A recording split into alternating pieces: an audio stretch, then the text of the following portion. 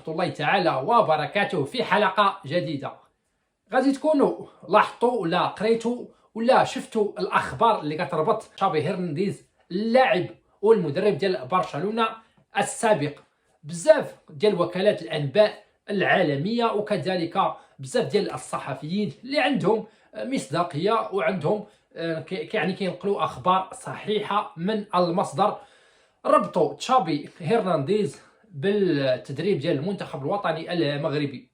اولا خصنا نفهموا ونعرفوا بان وليد الركراكي من بعد ذاك الاخفاق النفسي وكذلك الرياضي في كاس افريقيا ما بقاش عليه ذاك الاجماع اللي كان على الاقل قبل سنه من نهائيات كاس افريقيا. فراه كنظن بان التدبير ديالو السيء والمتواضع للمباراة النهائية، لا من ذاك الرسم التكتيكي، لا من الاختيارات، لا كذلك من اللحظات ديال القوة ولحظات الضعف واللحظات المهمة. ما كندويش فقط على يعني غير على ديك ضربة جزاء قبلها او لا حتى بعد ضربة الجزاء، فراه كندوي على تدبير ديال البدلاء، الاشراك ديال لاعبين بحال مثلا بحال إيغامار يعني لعبوا وبعد هكا دقائق تصاب ولينا لاعبين بعشرة.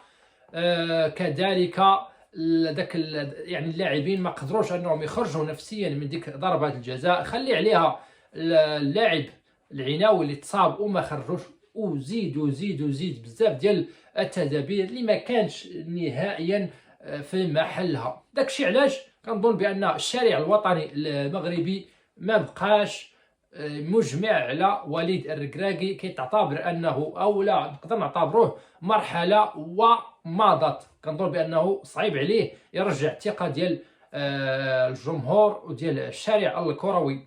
داكشي علاش الجامعه الوطنيه المغربيه دارت يعني سلكات جوج مسارات. المسار الاول هو مسار الصمت المطبق، صمت القبور. علاش؟ لانه بكل صراحه ما كاين ما تبرر وما كاين فاش تدوي، لا الاحداث، لا ضياع الكاس، لا واش يبقى وليد الركراكي ولا يمشي، شكون هو البديل. الجامعه الوطنيه المغربيه لكره القدم يعني الممثله في فوزي اللقجع اختارت صمت القبور. يعني الحدود هذه اللحظه ما دارت ولا ندوه صحفيه ولا خرجه اعلاميه، لا الجامعه ولا كذلك وليد الركراكي. كنظن بان المباراه النهائيه كسرات ذاك الجبل ديال الطموح اللي كان عالي، لا عند فوزي لقجع ولا كذلك عند وليد الركراكي. داكشي علاش الجامعه الوطنيه المغربيه اختارت انها تناقش هذه الامور في صمت. الاختيارات ديالها غير واضحه، التوجهات ديالها المستقبليه تشوهت ما عرفهم لا الصحفيين لا كذلك المقربين من الجامعه. داكشي علاش كيخرجوا اخبار هكا يعني من هنا ومن الهيه. الجامعه فقط كدير بلاغات فقط للتكذيب. جريده فرنسيه قالت بان وليد الركراكي قدم الاستقاله ديالو والجامعه وافقت. الجامعه بعدها تقريبا ببضعه ساعات خرجت ونفات هذا الخبر جمله وتفصيلا. ما دون هاد الامور فراه ما كاينش شي حاجه رسميه، ما كاينش شي خرجه الاعلاميه.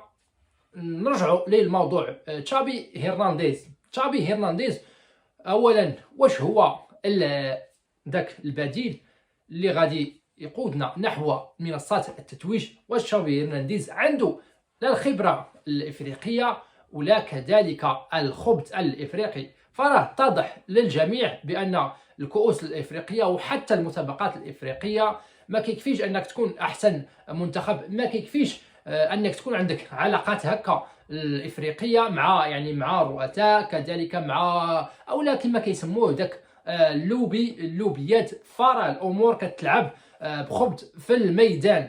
داكشي علاش كنظن بان تشافي هرنانديز ما كيتعتبرش بكل امانه خيار مثالي. صحيح الفتره ديالو مع برشلونه اعتمد على لاعبين شباب احسن من يعتمد على اللاعبين الشباب، فكيف شفنا بزاف ديال اللاعبين بحال لامين يامال، بحال كيسيدو، بحال كوبارسي، اغلب اللاعبين الشباب اللي كنشوفوا دابا في برشلونه فراه هو اللي اعتمد عليهم وهو اللي عطاهم الفرصه الاولى. هذه نقطه ايجابيه بزاف في تشافي هرنانديز اللي بكل تاكيد ما كتواجدش او لا ماشي من الميزات ديال وليد الركراكي اللي بكل امانه ضيعنا في بزاف ديال المواهب هكا الشابه.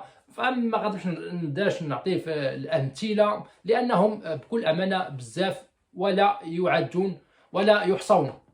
كذلك من النقاط الايجابيه ديال تشافي هرنانديز انه مدرب مرن تكتيكيا. شنو كنعني بهذا الكلام؟ المرونه التكتيكيه يعني انه ما كيعتمدش غير على خطه واحده. يقدر يبان لك بانه كيلعب ب 4-3-3 والمشتقات ديالها، ولكن لا فراه بزاف ديال اللحظات يعني الناس اللي متابعينه وتفرجوا فيه كمدرب لا في السد ولا كذلك مع برشلونه فراه غيعرفوا بانه كيمتاز بالمرونه التكتيكيه وكيعرف يتعامل مع الخصوم. الحاجه الوحيده اللي ما كيمتاز بها انه ما عندوش الخبره ديال التعامل مع المباريات اللي كتكون نفسيا صعيبه. فهاد النقطه هذه ماشي في صالحه خصوصا في افريقيا لاننا كنعرفوا التوتر ديالها وداك الاندفاع البدني وداك الخروج عن النص اللي كيكون في اكثر من مباراه. كذلك من النقاط الايجابيه ديال تشافي هرنانديز انه كيعرف يتعامل مع النجوم سواء يعني لعب معهم او لا كذلك دربهم. هذه النقطه ايجابيه نعتبرها في صالح تشافي هرنانديز لانه يعني على الاقل غيعرف يتعامل مع بزاف ديال النجوم اللي عندنا في المنتخب الوطني المغربي. ربطوها ببعض الاخبار وبعض الاشاعات اللي قالت بان طارق السكتيوي بزاف ديال اللاعبين في المنتخب الوطني المغربي رفضوا التعيين ديالو. صراحه هذه الاخبار غير ما مأكداش واش صحيحه ولا غير صحيحه، ولكن بكل تاكيد خلقات واحد النوع من البلبله وخلقات واحد النوع من الاجواء هكا الغير مريحه للاشتغال، وحتى عطات واحد النظره سلبيه لبزاف ديال اللاعبين اللي هكا كانهم مفروضين علينا في المنتخب الوطني المغربي باقين ومجدرين في هذا المنتخب. كنظن بان طارق السكتيوي واش بغاوه واش ما بغاوش هاد الامور ولا هاد الخبر حتى شي واحد ما اكدوا او لا نفاه. فنرجعوا لتشافي هرنانديز. كنظن بانه الى هكا بغاو الجامعه انها تتعاقد مع تشافي هرنانديز فراه بكل تاكيد خصها تكون بعد المونديال ماشي قبل. وليد الركراكي الى بغاو يعني يقيلوا هاد المدرب فراه ما خصوش نتسناو بزاف، ماشي نتسناو هكا العطرات ومن بعد نبداو نشتغلوا من الاول ونتسناو هكا شي انتفاضه وشي حاجه هكا بالزهر كيف ما وقع لنا في كاس اولا كاس العالم بقطر بعد ما وليد اولا وحيد خليلوزيتش خسر ب3-0 امام امريكا. الجامعه اختارت بانها تقيل هذا المدرب وتجيب وليد الركراكي، والقصه والحكايه كنعرفوها جميع. كنتمنى ان هذه النقطه ما تتعاودش مع وليد الركراكي. الا كان غيبقى علاش، الا كان غيمشي علاش، الا كنا غنجيبو مدرب شكون وشنو بغينا منه. فراه الربط المنتخب الوطني المغربي بكزافي هرنانديز وكذلك انيستا كمساعد، هذه الاخبار اخبار مؤكده كيف قلت. بزاف ديال الوكالات الانباء العالميه تذاكرت فيها وذكرتها. فكنظن بان الجامعه الوطنيه لكره القدم خصها تخرج وتوضح بزاف ديال النقاط وبزاف ديال التفاصيل باش هكا ما نبقاوش في دوامه ديال الشك ودوامه ديال الاشاعات ودوامه ديال الاخبار الزائفه. وليد الركراكي واش غيبقى ولا غيمشي؟ البديل الى في حاله الاقاله شكون هو البديل؟ واش غيكون محلي ولا كذلك غيكون اجنبي؟ علاش مثلا وليد الركراكي تقال بان غيكون يعني غيتغير الطاقم التقني ديالو وغيضاف ليه محمد وهبي وكذلك طارق السكتيوي، ومن بعد هذه الاخبار كذلك تنفاو.